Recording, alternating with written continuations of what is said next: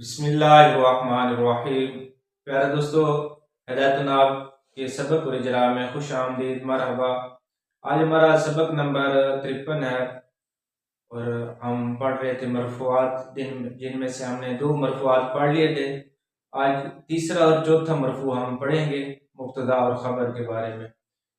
چلیں سبق شروع کرتے ہیں۔ ہمارا وہی انداز ہوگا، ہم پہلے سبق بیان کریں گے، ترجمہ کریں گے اور آخر میں عبارت کو حل کریں گے، اجرا کریں گے اور ترکیب کریں گے۔ فصل المبتدا والخبر ہما اسمانی مجردانی عن العوامل اللفظیۃ۔ اب یہاں تک ایک عبارت ہے، یہاں سے بتایا جا رہا ہے کہ یہ جو فصل ہے یہ مبتدا اور خبر کے بارے میں ہے۔ مرفوعات میں سے 2 ہم نے پڑھ لیے تھے، فاعل اور نائب الفاعل۔ آج مبتدا اور خبر کے بارے میں پڑھیں گے۔ اب مبتدا اور خبر یہ الگ الگ ہیں، 2 مرفوع ہیں، ان کو اکٹھا کیوں ذکر کیا؟ بقیہ کو علیحدہ علیحدہ ذکر کیا، ان دونوں کو اکٹھا کیوں ذکر کیا؟ اس کی وجہ یہ ہے کہ یہ مبتدا اور خبر دونوں لازم ہیں ایک دوسرے کو۔ جہاں مبتدا ہوگی تو وہاں خبر بھی ہوگی، اس لیے ان دونوں کا اکٹھا ذکر کر دیا۔ اور دوسری وجہ یہ بھی ہے کہ مبتدا اور خبر کو اکٹھا اس لیے ذکر کیا ہے کہ مبتدا کا بھی عامل جو ہوتا ہے وہ معنوی ہوتا ہے، خبر کا عامل بھی معنوی ہوتا ہے۔ دونوں کے عامل میں اشتراک ہونے کی وجہ سے دونوں کو اکٹھا ذکر کر دیا گیا۔ اب اس کی تعریف بتاتے ہیں، مبتدا اور خبر کی تعریف بتاتے ہیں کہ مبتدا اور خبر دونوں جو ہے یہ اسم ہوتے ہیں اور عوامل لفظیہ سے خالی ہوتے ہیں۔ دونوں یہ اسم ہے اور عوامل لفظیہ سے خالی ہیں۔ تو ان میں سے جو ایک ہے وہ مسند الیہ ہے اور اس کو مبتدا کہتے ہیں۔ یعنی ہم علیحدہ تعریف کریں گے مبتدا کی، کیا مبتدا کیا ہے؟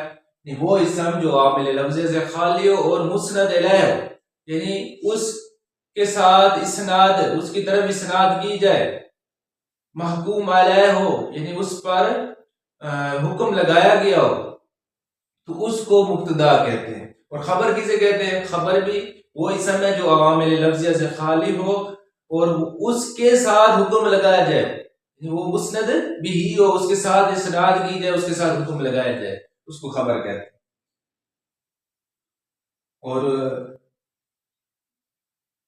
اس کی مثال دیتے ہیں جیسے زید قائم، اور آگے یہاں سے بتاتے ہیں والعامل فیہما معنوی، اور عامل ان دونوں میں جو ہے وہ معنوی ہے، یعنی دونوں کا جو عامل ہوگا وہ معنوی ہوگا، لفظی نہیں ہوگا، اور وہ معنوی عامل ابتدا ہے۔ یعنی اب جیسے کہ زید قائم ہے، زید یہ ابتدا ہے، اس کا عامل یعنی لفظوں میں نہیں ہے، عامل معنوی ہوتا بھی یہ ہے کہ لفظی عوامل سے خالی ہو، کوئی عامل نہیں، یہی اس کا ابتدا میں آنا، یہی اس کا عامل ہی ہے، ابتدا۔ اور قائم بھی یعنی ابتدا میں آ رہا ہے تو اس کا یہی عامل ہے، لفظی عوامل کوئی عامل لفظی عامل نہیں ہے اس کا۔ اب آخر میں ایک ضابطہ بتاتے ہیں یہاں سے، اصل المبتدا ان یکون معرفتا واصل الخبر ان یکون نکرتا۔ یہاں سے ایک ضابطہ بیان کر رہے ہیں کہ مبتدا کی جو اصل ہے وہ معرفہ ہے، مبتدا کی اصل معرفہ ہے اور خبر کی اصل نکرہ ہے۔ خبر یعنی اور بھی ہو سکتی ہے لیکن خبر کی اصل جو ہے وہ نکرہ ہے، اور مبتدا کی اصل جو ہے وہ معرفہ ہے۔ آگے یہ بھی قاعدہ بتائیں گے کہ نکرہ بھی مبتدا بن سکتی ہے یا نہیں بن سکتی، وہ اگلے سبق میں ہم پڑھیں گے۔ آج کے سبق میں ہم نے پہلے مبتدا اور خبر کی تعریفیں پڑھی ہے، پھر اس کے عامل کے بارے میں پڑھا ہے، اور پھر تیسری چیز ہم نے پڑھی ہے، ایک ضابطہ پڑھا ہے کہ مبتدا کی اصل معرفہ ہونا ہے اور خبر کی اصل نکرہ ہونا ہے۔ یہ ہمارا سبق ہے۔ چلے ترجمہ کرتے ہیں۔ یہ فصل مبتدا اور خبر کے بارے میں، یہ دونوں ہما ضمیر کا مرجع، یہ دونوں ہے مبتدا اور خبر، یہ دونوں عوامل لفظیہ سے خالی ہیں، یہ دونوں اسماء عوامل لفظیہ سے خالی ہیں۔ ان میں سے ایک، ان دونوں میں سے ایک مسند الیہ ہے اور اسے نام دیا گیا ہے مبتدا کا، اور دوسرا ان میں سے مسند بھی ہے اور اسے نام دیا گیا ہے خبر کا، جیسے زید قائم، اور ان دونوں میں عامل معنوی ہے اور وہ ابتدا ہے. مبتدا کی اصل یہ ہے کہ وہ ہو معرفہ، خبر کی اصل یہ ہے کہ وہ ہو نکرہ. یہاں تک ہمارا ترجمہ مکمل ہوا. اب ترکیب کرتے ہیں، عبارت کو حل کرتے ہیں. فصل، اس پر پیش آ رہا ہے. اب اس پر پیش آنے کی وجہ یہ ہے کہ یہ خبر ہے. ھذا مبتدا محذوف کی خبر ہے، مبتدا خبر مل کر جملہ بنیں گے. آگے دیکھیں عبارت المبتدا والخبر ہما اسمان مجردان عن العوامل اللفظیہ. اب یہاں تک المبتدا یہ معطوف علیہ ہے، وہ عطف ہے، اور خبر معطوف علیہ مل کر مبتدا بن جائیں گے، مبتدا اول. اور اس پر جو پیش آ رہا ہے المبتدا پر، یہ مبتدا ہونے کی وجہ سے آ رہا ہے. خبرو پر جو پیش آ رہا ہے یہ معطوف ہے. معطوف اور معطوف علیہ کا اعراب جو ہوتا ہے وہ ایک طرح کا ہوتا ہے، یہ تابع ہو گیا اس کا. جو اس کا اعراب آ رہا ہے تو خبر کا بھی وہی اعراب ہوگا. ہما، اب اس کو بھی ہم نے معطوف معطوف علیہ کو مبتدا بنا دے. ہما جو ہے یہ ضمیر ہے، اس کو بھی ہم مبتدا ثانی بنائیں گے، یہ مبتدا بن جائے گا. اسمانی مجردان، اسمانی بھی تثنیہ کا صیغہ ہے، مجردان بھی تثنیہ کا صیغہ ہے. تو ہم اسمانی یہ بھی ہم اس کو موصوف کہیں گے اور مجردان صفت بن جائے گا. دونوں نکرہ ہے، جب دو نکرہ آ جائے آپس میں تو پہلے کو موصوف کہا جاتا ہے، دوسرے کو صفت. اس لیے یہ دونوں موصوف صفت مل کر یہ اور مجردان جو ہے عن العوامل لفظیہ، عن جار ہے، عوامل موصوف لفظیہ دی صفت، موصوف سے مل کر جار کا مجرور، جار مجرور مل کر یہ مجردان کے متعلق ہو جائیں گے. یہ اس میں مفعول کا صیغہ ہے اور اس میں ہما ضمیر اس کا نائب الفاعل بن جائے گا. تو مجردانی اس میں مفعول اپنے نائب الفاعل اور اس متعلق سے مل کر پھر یہ صفت بنے گا اسمانی کی. موصول سے مل کر یہ خبر بنیں گے، ہما مبتدا کی، مبتدا خبر مل کر پھر خبر بنیں گے، مبتدا خبر مل کر جملہ اسمیہ خبریں بن جائیں گے.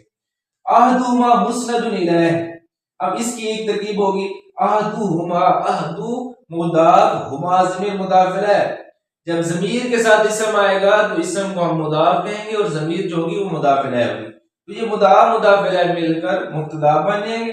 مسندن جو ہے یہ اس میں مفعول کا صیغہ ہے، اس میں ہوا ضمیر اس کا نائب الفاعل بن جائے گا. الیہ میں الا جار ہے، ہی ضمیر مجرور، جار مجرور مل کر یہ ظرف اعلان بنیں گے مسندن کے.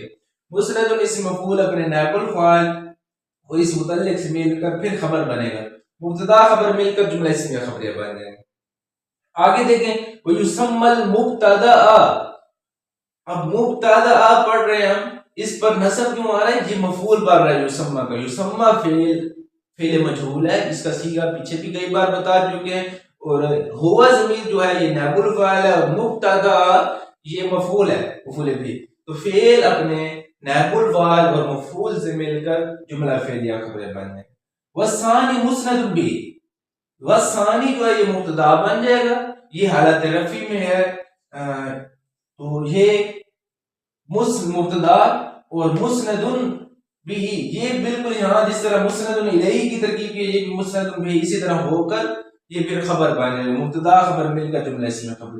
مسندن پر جو اعراب آ رہا ہے خبر ہونے کی وجہ سے یہ مرفوع ہے. اور وثانی مبتدا اس پر پیش کیوں نہیں آ رہا؟ تو یہ اس میں منقوص ہے اور اس میں منقوص کی حالت رفع بھی ضمہ تقدیری سے آتا ہے اعراب اس کا. وَيُسَمَّى الْخَبْرَ.